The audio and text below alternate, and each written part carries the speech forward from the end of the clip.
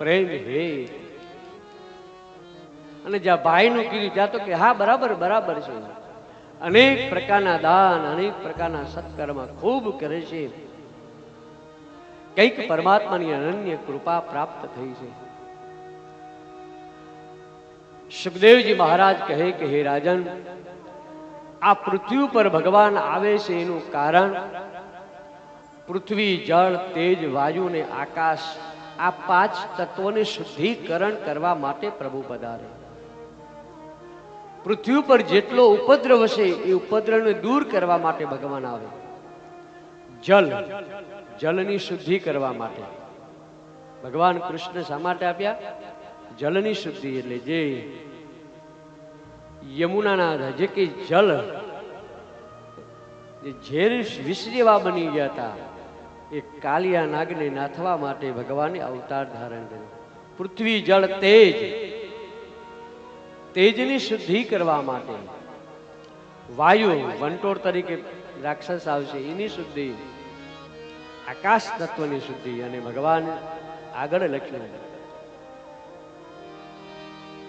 વિપ્રધેન સુર સંહિત લિન્હ મનુજયવતા.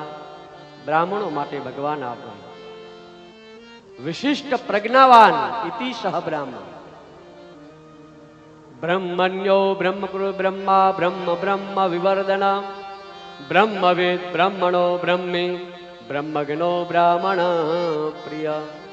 ભગવાન શા માટે આવે? બ્રાહ્મણ માટે. એટલે ભગવાને કીધું હું બ્રાહ્મણને પ્રિય છું.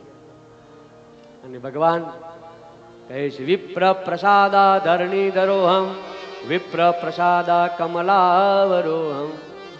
બ્રાહ્મણોના આશીર્વાદથી આ હું સૃષ્ટિમાં પાલન પોષણ કરું છું.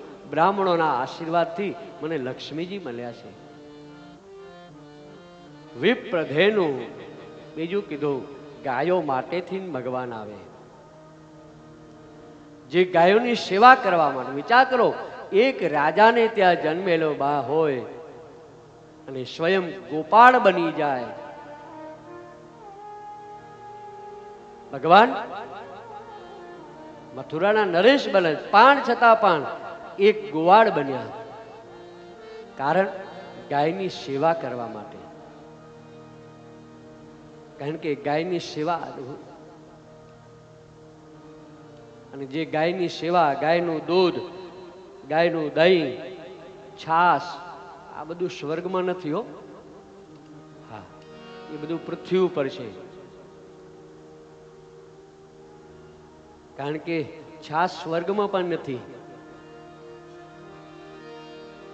ભોજનાંતે પિબેત તક્રમ તક્રમ શક્રસ્ય દુર્લભમ.